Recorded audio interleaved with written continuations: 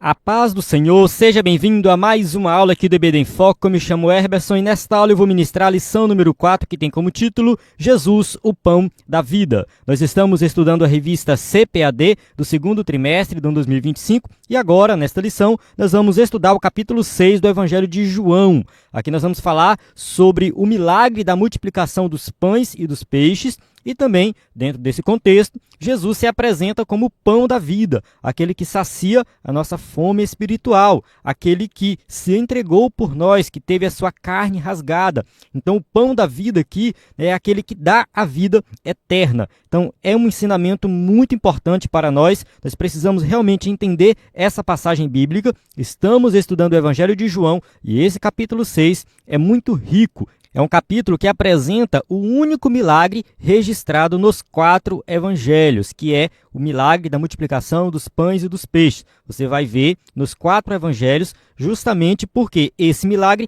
acontece lá na Galileia. E o Evangelho de João foca mais no ministério de Jesus na Judéia, em Jerusalém. Então tem um momento aqui no Evangelho de João que ele vai falar de Jesus na Galileia e é justamente ali na Galileia que Jesus realiza esse milagre da multiplicação, né? E ali Jesus também traz esse ensinamento sobre o fato dele ser o pão da vida e João vai colocar isso no seu Evangelho, justamente porque Jesus, né, fala eu sou o pão da vida. Isso é um destaque no Evangelho de João. Nós vamos ver aqui nessa lição que Jesus se apresenta como o eu sou, o Deus Todo-Poderoso. Eu sou a luz do mundo. Eu sou a porta das ovelhas, e assim sucessivamente, né? Lá em Apocalipse também tem mais eu sou, né? Eu sou o alfa e o ômega. Só lembrando que Apocalipse também foi escrito por João. Então, nesta lição aqui nós vamos falar sobre tudo isso. Então, eu convido você a assistir essa aula até o final. Uma aula riquíssima em conteúdo, em que eu vou apresentar aqui tópico e subtópico em detalhes para você entender melhor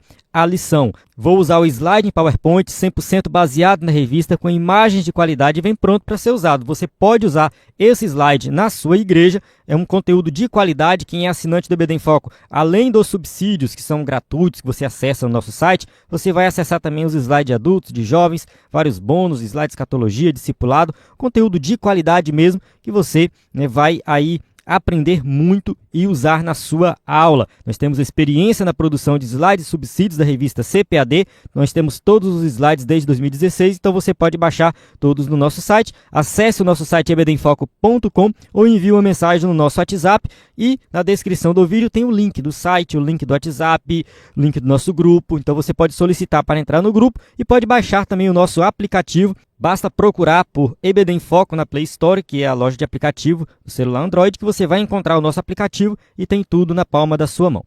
Vamos para o texto áureo que diz assim: Eu sou o pão da vida. João 6,48. Então aqui a gente tem um texto áureo bem curtinho, mas que resume bem o que nós vamos estudar nessa lição. Então vamos, né, ver o que Jesus quis dizer com isso, né? Verdade prática diz assim: Jesus é o pão da vida, que sacia a fome espiritual de todo ser humano.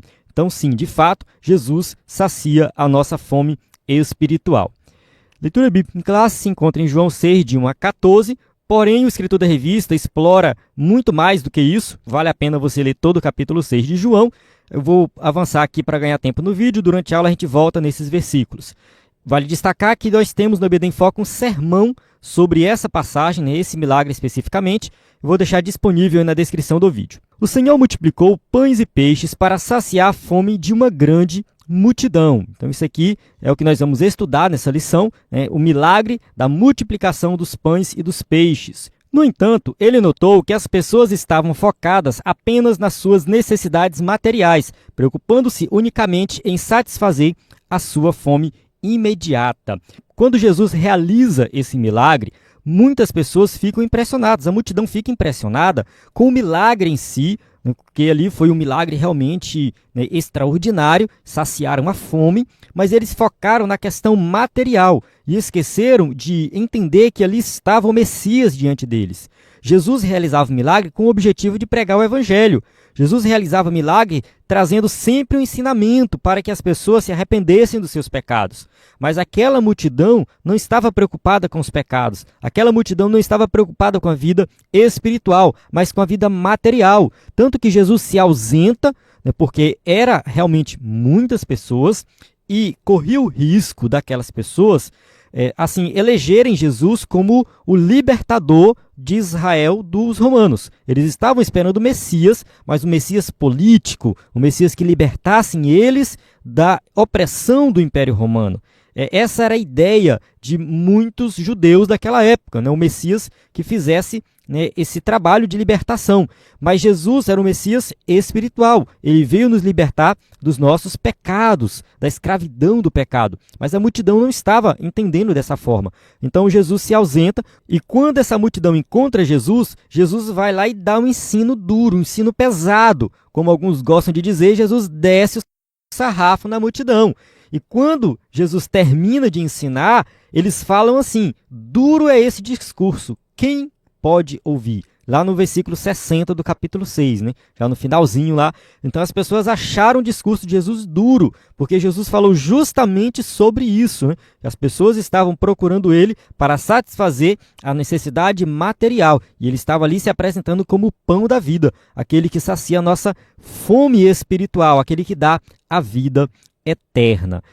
A lição desta semana visa demonstrar que somos dependentes de Deus. Então, é claro, o objetivo aqui é relembrar isso, né? Que nós realmente precisamos depender de Deus para tudo, tanto as necessidades materiais como espirituais, e essa dependência não se limita às necessidades materiais, mas, acima de tudo, refere-se à nossa necessidade espiritual, que só o pão da vida pode satisfazer plenamente, né? Então, está escrito aqui o que eu já tinha adiantado na minha fala. Vamos lá, tópico 1, Jesus, a multidão e o milagre da multiplicação. 1.1, a multiplicação de pães e peixes. O Evangelho de João relata um dos mais impressionantes milagres de Jesus, quando ele conseguiu alimentar quase 5.000 homens com 5 pães e 2 peixinhos, versículo 9 do capítulo 6. Vale destacar que eram 5.000 homens. Se contar mulheres e crianças, aqui pode chegar a 15.000 pessoas. Ou alguns livros chegam a falar 20.000. Então, assim, era muita gente mesmo. Então, a gente precisa entender que esse milagre foi um milagre extraordinário. Jesus criou pão e peixe do nada. Ele é o dono da vida, ele faz tudo. Então, assim, muita gente acha que é um milagre qualquer. Não foi um milagre qualquer. É um milagre que foi assim um dos mais impressionantes. É claro que todo milagre é impressionante, mas esse milagre foi um dos mais impressionantes que Jesus realizou, e a multidão que estava vendo esse milagre era uma multidão realmente que merece um destaque. Podemos observar que os 4 evangelistas, ao relatar esse milagre, destaca aí o tamanho da multidão. A narrativa do milagre dos pães e peixes está presente nos 4 evangelhos. Então, assim, os 4 evangelhos, Mateus, Marcos, Lucas e João, vão narrar esse milagre. No capítulo 6, versículo 1, João começa com a expressão depois disso. O que ele quer dizer, né, com depois disso? Esta frase refere-se aos acontecimentos que seguiram as palavras de Jesus dirigidas aos judeus em Jerusalém, durante a provável festa da Páscoa, mencionada no capítulo 5. Então, Jesus sempre estava em Jerusalém na época da festa da Páscoa, e depois dessa festa, ele foi até a Galileia. E assim, a Páscoa acontecia em Jerusalém. No entanto, o pessoal da Galileia ia até Jerusalém na ocasião da festa da Páscoa. Então, as pessoas que estavam lá na Galileia vendo Jesus realizar o milagre, muito provavelmente já conhecia Jesus, já tinha ouvido Jesus pregar, quem sabe visto ali alguns milagres realizados por ele. Tópico 1.2, o milagre. Como o único milagre mencionado nos 4 evangelhos, o evangelista procura mostrar a multiplicação de pães e peixes neste capítulo como uma manifestação do poder ilimitado de Jesus. Então, é claro, João vai narrar vários milagres, sempre com um propósito específico, sempre vinculado aos ensinamentos de Jesus. Então, João escolhe a dedo ali os milagres. Então, quando ele narra, por exemplo, o milagre do cego, lá no capítulo 9, um cego de nascença, Jesus está ensinando sobre o fato dele ser a luz do mundo. Aqui, nesse milagre, Jesus ensina o fato dele ser o pão da vida. Então, assim, sempre está interligado ao ensinamento de Jesus. Então, ele mostra aqui o poder ilimitado de Jesus ao realizar este milagre. Por esta razão, ele destaca a imagem de Jesus ao alimentar uma imensa multidão composta por homens, mulheres, jovens e crianças que o seguiam. A multidão realmente era muito grande, né? Falei aqui anteriormente, e pode chegar a 15 ou 20 mil pessoas. Então é muita gente mesmo seguindo Jesus. As pessoas estavam com fome e não tinha como se alimentar. Na sua narrativa, João revela o poder criador e divino que é capaz de trazer à existência aquilo que anteriormente não existia. Vamos ler a passagem de João, capítulo 6, versículo 11 a 13, que diz assim: Jesus tomou os pães e, havendo dado graças, repartiu-os pelos discípulos, e os discípulos pelos que estavam assentados, e igualmente também os peixes, quanto eles queriam. E quando estavam saciados, disse aos seus discípulos: recolhei os pedaços que sobejaram, para que nada se perca. Recolheram-nos, pois se encheram 12 cestos de pedaços dos 5 pães de cevada que sobejaram aos que haviam comido. Então aqui a gente observa que Jesus, ele cria do nada, simplesmente os pães, eles são multiplicados, simplesmente ele faz ali aparecer os pães. Como que isso acontece? Como que se dá, né, essa questão da criação dos pães do nada? Nós não sabemos, mas é o poder criador de Jesus se manifestando de forma sobrenatural. É isso, é o poder criador de Jesus ali agindo de forma sobrenatural para que as pessoas ficam saciadas. Elas comeram até encher a barriga. Foi isso que aconteceu. E sobrou 12 cestos. Muito provavelmente uma referência às 12 tribos de Israel, mostrando que o milagre de Jesus é completo. Foi para satisfazer a fome de toda a nação. Não somente uma fome, no caso, física, né? Uma fome espiritual. É isso que Jesus também está passando aqui, o ensinamento dele, né? Mais na frente ele vai falar, né, sobre isso, né, que ele é o pão da vida, e é justamente isso, né? O seu poder é infinito, né? Ele tem um poder infinito para, né, saciar a nossa fome, suprir as nossas necessidades materiais e as nossas necessidades espirituais. Assim, o milagre da multiplicação de pães e peixes distingue-se dos milagres de cura e de outros tipos. É um milagre diferente, né? Então, assim, tem um milagre de cura que realmente é algo extraordinário e tudo mais, mas é uma pessoa ali que é beneficiada, né? A mulher do fluxo de sangue, aquela mulher especificamente foi beneficiada. O cego, foi aquele cego que foi beneficiado. Esse milagre aqui atingiu a multidão de 15 mil a 20 mil pessoas. Foi um impacto muito grande, um milagre de criação, simplesmente uma criação do nada, né, aconteceu, mostrando o poder criador de Jesus. 1.3. Qual era o interesse da multidão? Jesus percebeu que a multidão o seguia devido aos milagres e curas que realizava, mas não para escutar a sua mensagem. Então, realmente, isso aqui acontecia naquela época. As pessoas estavam seguindo Jesus, procurando ali, né, caminhar com Jesus para ver o milagre. Queria ver um espetáculo, não queria ouvir o ensino, não queria ouvir a mensagem do Evangelho. E hoje em dia isso acontece também. Pessoas que vão às igrejas, que procuram igreja onde tem milagre. Não, vou na igreja tal porque lá o milagre vai acontecer. Vou na outra igreja ali porque lá, né, tem o reteté e tem isso e tem aquilo. E esquece do que realmente é importante, que é a mensagem do Evangelho. É a mensagem que traz transformação. É a mensagem que muda a nossa vida.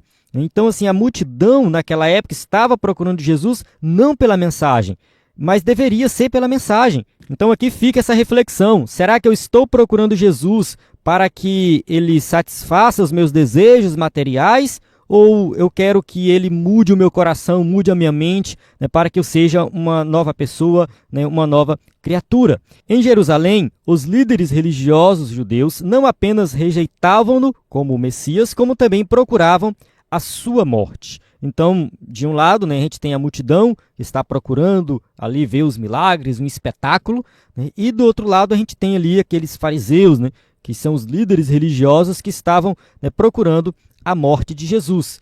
E ao deixar Jerusalém, o Senhor desejou afastar-se para estar a sós com os discípulos, mas a presença da multidão frustrou este desejo. João capítulo 6, versículo 2, e a grande multidão o seguia, porque via os sinais que operava sobre os enfermos. Então as pessoas estavam procurando Jesus justamente porque via os sinais. É claro que Jesus aproveitava para pregar o evangelho, e quando ele pregava, muitos se afastavam, muitos deixavam de seguir Jesus, porque via que aquela mensagem era uma mensagem muito dura. Ele notou que as pessoas não estavam interessadas em ouvir a sua palavra como filho de Deus. Não era todo mundo, é claro, mas podemos dizer que a grande maioria. A grande maioria, né, se afastava quando Jesus realmente começava a apresentar o evangelho e se apresentava como Messias.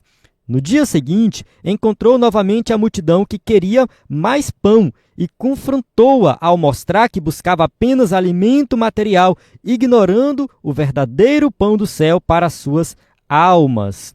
Então vamos ver aqui João 6, 27. Trabalhai não pela comida que perece, mas pela comida que permanece para a vida eterna, a qual o Filho do Homem vos dará, porque a este o Pai, Deus, o selou.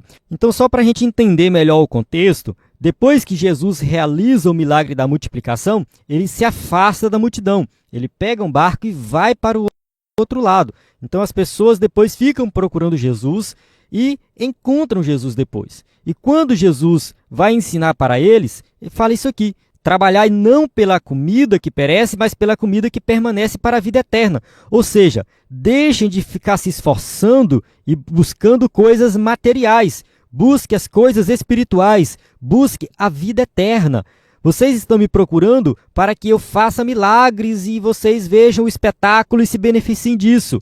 Mas vocês deveriam me procurar para ouvir a mensagem de salvação, para ouvir a mensagem de vida eterna. Tanto que lá no final do capítulo 6, que a multidão se afasta de Jesus porque o discurso era muito duro, Jesus olha para os 12 discípulos e fala assim: quereis vós também retirar-vos?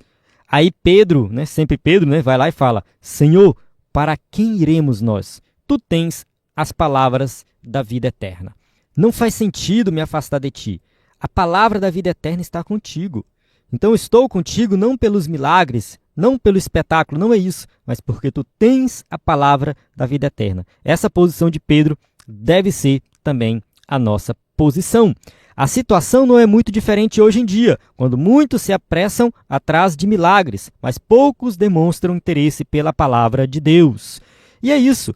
Aquelas igrejas que fazem propaganda de milagre, porque aqui acontece o milagre, aqui você recebe a tua bênção, aqui você vai ter o seu carro, Deus vai te abençoar e tal. Essas igrejas muitas vezes estão lotadas. São igrejas que chamam a atenção, que a multidão está lá, porque quer satisfazer os desejos materiais. Agora, aquela igreja que se propõe a pregar o evangelho, falar de Jesus, falar de arrependimento, de salvação, falar de abandonar pecado, essas igrejas muitas vezes estão vazias.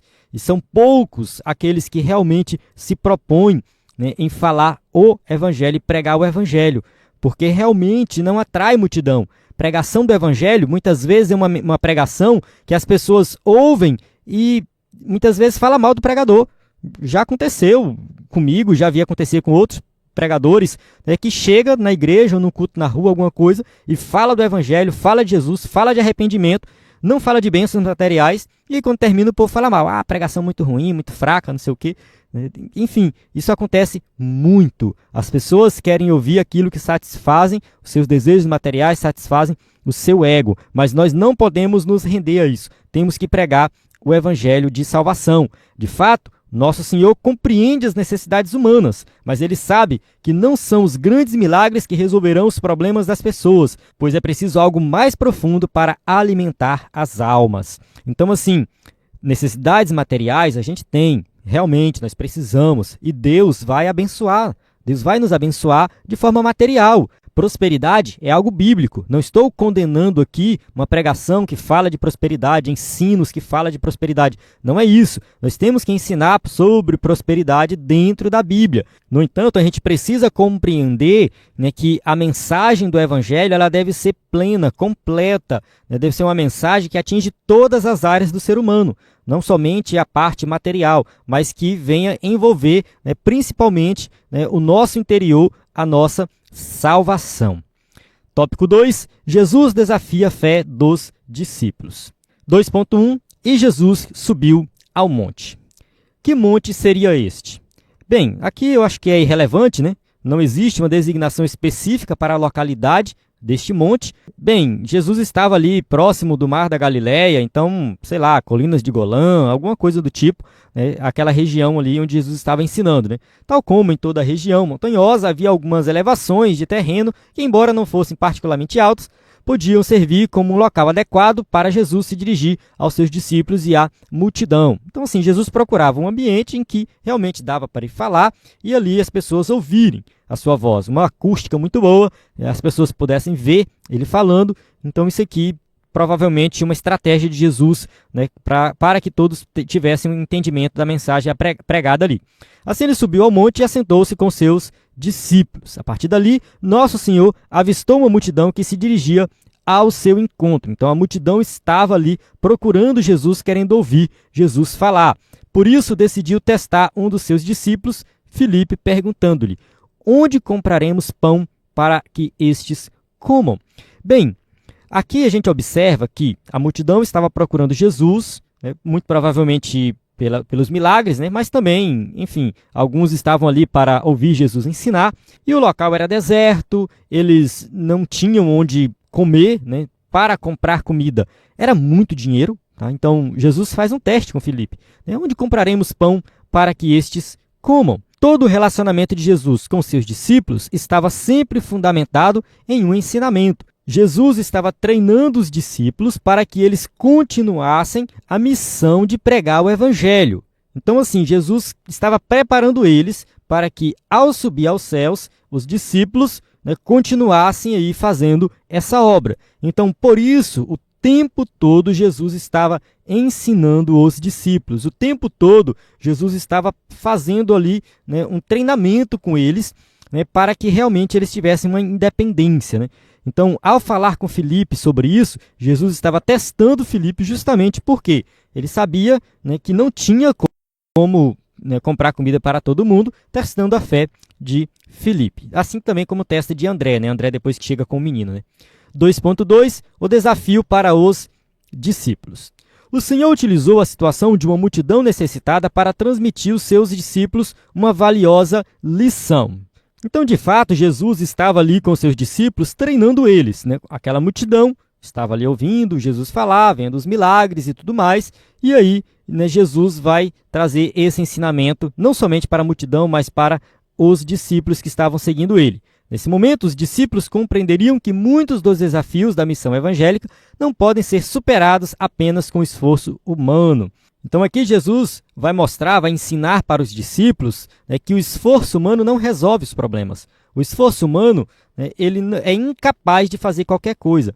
Nós precisamos confiar em Deus e ter fé em Deus. O discípulo Filipe foi colocado à prova por Jesus para enfrentar a dificuldade de alimentar essa multidão faminta. João capítulo 6, versículo 7 a 10 diz assim: Filipe respondeu-lhe: 200 dinheiros de pão não lhes bastarão para que cada um deles tome um pouco. E um dos seus discípulos, André, irmão de Simão Pedro, disse-lhe: está aqui um rapaz que tem 5 pães de cevada e 2 peixinhos. Mas que é isso para tantos? E disse Jesus: mandai assentar os homens. E havia muita relva naquele lugar. Assentaram-se, pois, os homens em número de quase 5.000. Bem, vamos entender aqui algumas coisas.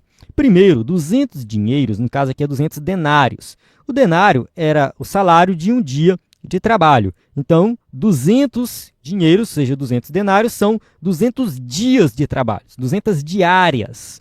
Então, se a gente for calcular isso aqui, dá aproximadamente 8 meses. Então, são 8 meses de trabalho.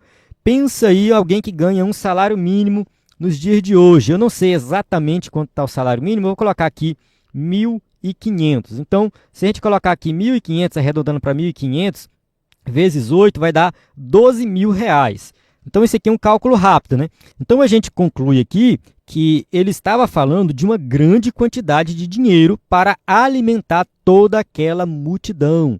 Ele fala assim, 200 dinheiros de pão não lhe bastarão, ou seja, não é suficiente. Olha só o tamanho do milagre, né? Não é suficiente. 8 meses de salário não é suficiente para alimentar essa multidão.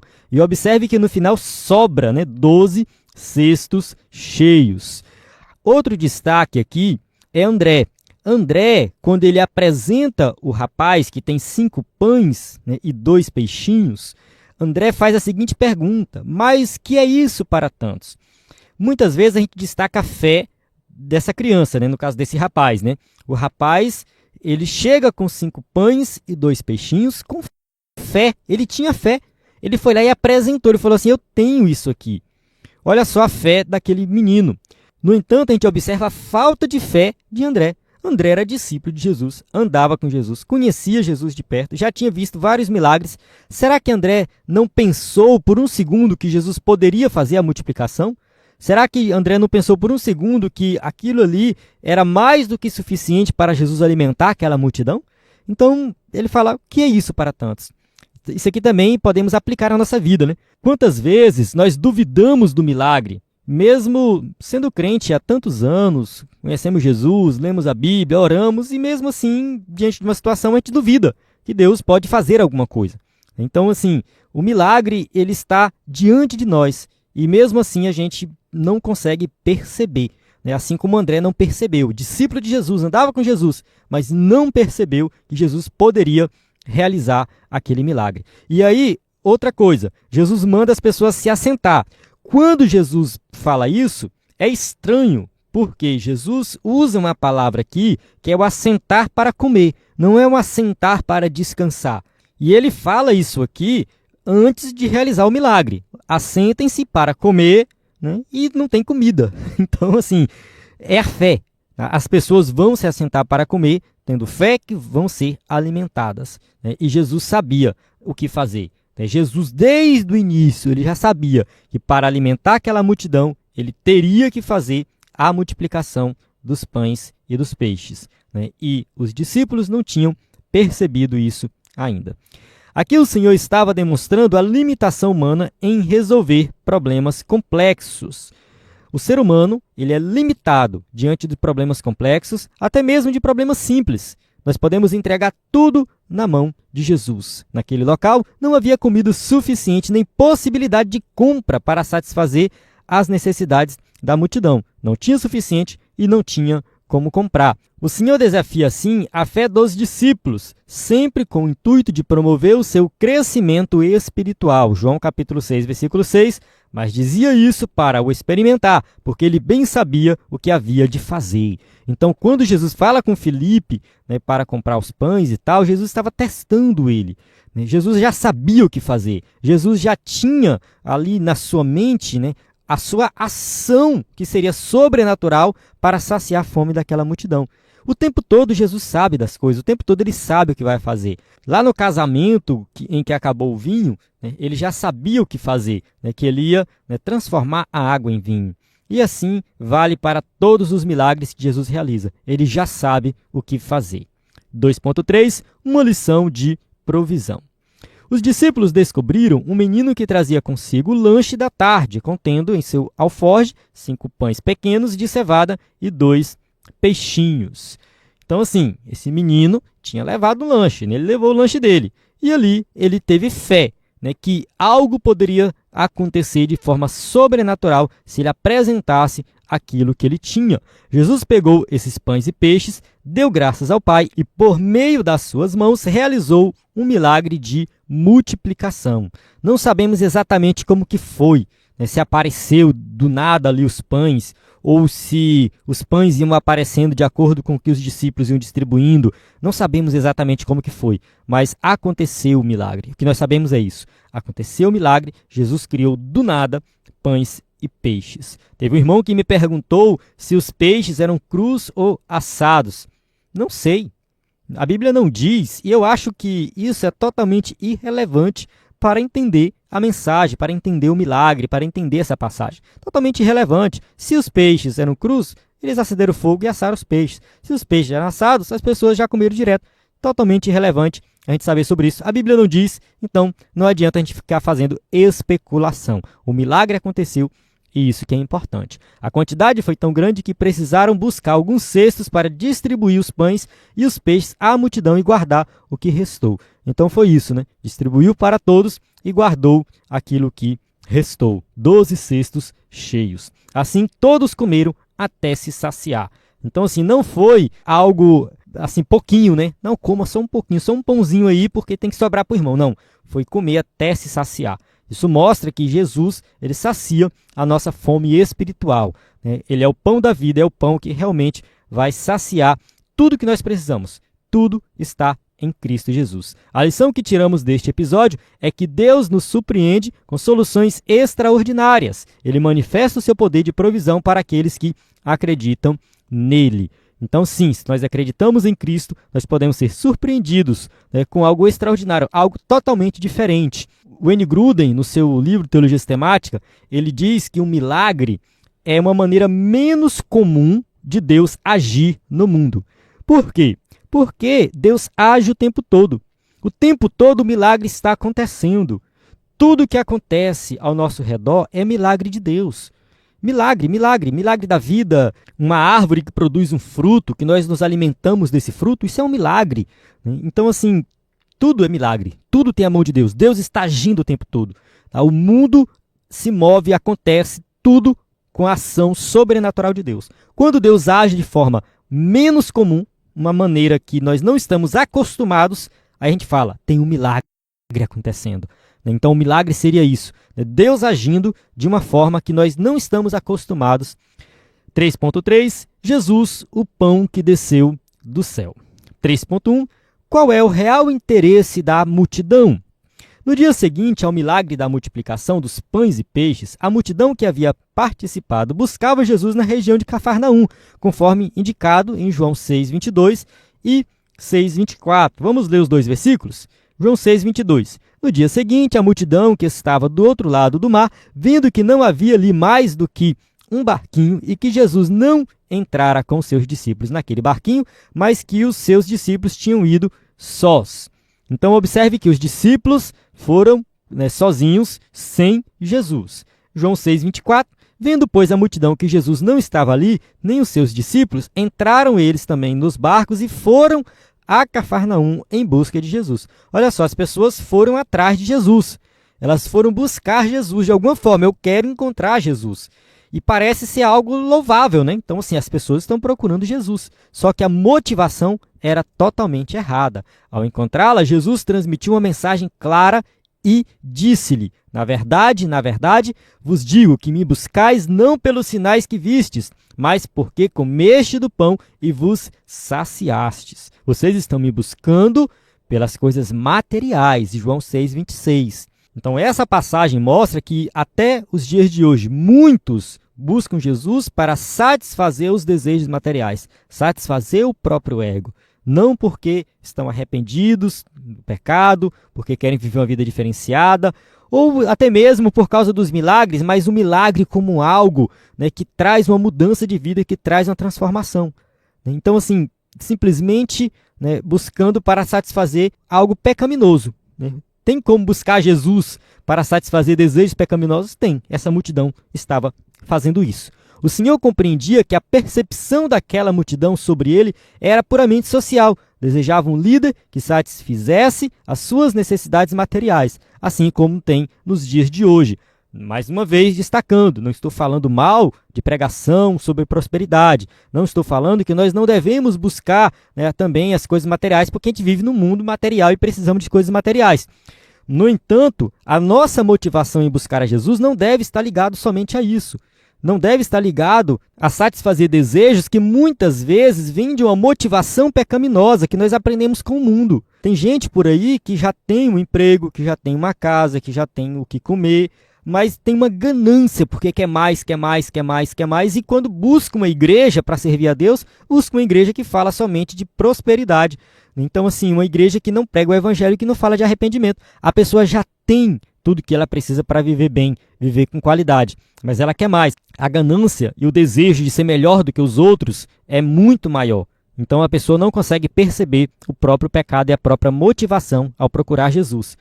No entanto, para além do pão físico, nosso Senhor queria oferecer-lhes o pão que desceu do céu. João 6, 32 e 33. Disse-lhes, pois, Jesus: na verdade vos digo que Moisés não vos deu o pão do céu, mas meu Pai vos dá o verdadeiro pão do céu. Porque o pão de Deus é aquele que desce do céu e dá vida ao mundo. Então, Jesus vai lembrar aqui de Moisés, né? Então, Moisés, lá no deserto, o que foi que aconteceu lá? O maná, né? Ele deu um pão, né? Pão que caiu do céu, mas o verdadeiro pão sou eu. Eu sou o pão de Deus, aquele que desceu do céu e dá vida ao mundo. Quem comeu do maná morreu. Lá, enfim, o maná satisfez a fome daquelas pessoas naquele período. Depois elas morreram. Jesus se apresenta como o pão que desceu do céu, que vai satisfazer a nossa fome por toda a eternidade. Ele vai dar vida ao mundo, a vida eterna. O povo não percebia que a multiplicação dos pães era apenas uma representação do verdadeiro pão da vida que Jesus tinha para dar. Então, aquele negócio, o milagre que Jesus realiza, está vinculado a um ensinamento. Ele realiza o milagre da multiplicação dos pães e passa o ensinamento de que ele é o pão da vida. Ou seja, eu sou o pão que vai saciar a fome de vocês de verdade. Nosso Senhor é o pão que realmente apazigua a fome do ser humano. João 6,27, trabalhai não pela comida que perece, mas pela comida que permanece para a vida eterna, a qual o Filho do Homem vos dará, porque a este o Pai, Deus o selou. Então, assim, nós temos que nos esforçar, buscar mais da comida que permanece para a vida eterna, ou seja, colocar a nossa força, a nossa concentração, a nossa motivação na vida eterna. Muitas vezes nós gastamos o nosso tempo, né, buscando coisas materiais, buscando coisas que vão perecer e não dedicamos tempo para pensar e buscar as coisas da vida eterna, buscar conhecer mais de Jesus, buscar conhecer mais de Deus, ler mais a Bíblia, orar mais. É claro que nós não estamos, né, buscando a salvação por esforço. Não é isso, tá? Não é você ser salvo pelo seu próprio esforço, não é isso. Mas é você se motivar, colocar suas energias e motivação naquilo que realmente vai render algo para a eternidade, né? Algo que vai durar para sempre. 3.2, o pão do céu. Não é preciso debater a respeito da identidade do pão do céu, pois trata-se do próprio Jesus. Então aqui não tem nenhum debate, a gente entende que Jesus é o pão da vida. Nosso Senhor confirma a sua identidade divina quando diz, eu sou. O eu sou, né, foi a revelação de Deus para Moisés. Quando Moisés viu Deus lá na sarça, né, ele fala assim, qual é o teu nome? Ele fala, eu sou. Quando perguntaram, ele fala, eu sou, enviou. Então, eu sou é o nome do próprio Deus. Ele não era, ele não será, ele é, sempre vai ser. Entende? Ele não espera, ele sempre está ali. Ele é por toda a eternidade. Há pelo menos 7 declarações somente no Evangelho de João que autenticam essa identidade divina. Vamos ver essas declarações aqui? Eu sou o pão da vida, que é o que nós estamos estudando agora. Jesus falou também, eu sou a luz do mundo, João 8,12 e também 9,5. E é justamente aqui que está o contexto do milagre do cego de nascença, lá no capítulo 9. Então, no EBD em Foco, a gente tem um sermão sobre esse tema aqui também. Mais uma vez, eu sou a porta das ovelhas, quando Jesus se apresenta como o bom pastor. Eu sou o bom pastor, então está dentro do mesmo contexto. Eu sou o bom pastor, eu sou a porta das ovelhas, eu sou a ressurreição e a vida. Quem crê em mim vai viver por toda a eternidade, ou seja, eu sou a vida, a própria vida. É ele que é a vida. Um pastor que deu aula no curso de teologia, ele dizia o seguinte, que quando Jesus estava na cruz, a morte chegou para Jesus e falou assim, posso? Tá liberado? Porque é o seguinte, ele é a própria vida, entende? A própria morte teve que pedir autorização. É claro que isso não está na Bíblia, né? A gente deduz a partir, né, dessa ideia de que ele é a vida. Então ele manda em tudo, né? Então assim, não sabemos o que é a morte, mas se ela pode ser personificada de alguma forma, com certeza ela teve que pedir autorização, né, para o autor da vida. Eu sou o caminho, a verdade e a vida. Então não tem outra maneira de chegar a Deus se não for através de mim. Então Jesus, né, ele é essa ponte, ele é o próprio caminho. Eu sou a videira verdadeira. Então, assim, a gente vê que várias vezes Jesus se posicionando como eu sou, né? Ele é o Deus Todo-Poderoso. Lá em Apocalipse, eu sou o Alfa e o Ômega. Então, Jesus, ele é o Deus, ele sempre vai ser, e não tem dúvida sobre isso, não existe dúvida. Tá? Ele satisfaz todos os nossos desejos, todas as nossas necessidades, né? Porque realmente ele é. Vamos continuar aqui na lição, né? Tem uma mudança aqui de foco agora.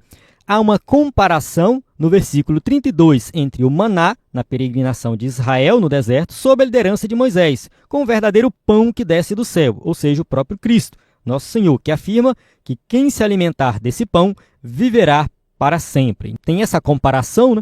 O maná foi algo lá no passado com Moisés, que as pessoas comeram, né, saciaram a fome, porém, né, aquilo lá não trouxe vida eterna, no sentido de que eles viveram para sempre. Não, foi satisfazer simplesmente a fome no deserto. Agora, Jesus se apresenta como aquele que é superior a Moisés, né, e ele é o próprio pão da vida, aquele que dá a vida eterna.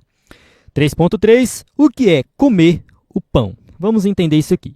Observamos uma mudança nas palavras de Jesus ao passar de o pão vivo que desceu do céu para o pão que eu der é a minha carne. Vamos ver aqui, né, no caso João 6,51, Jesus fala que o pão é a carne dele.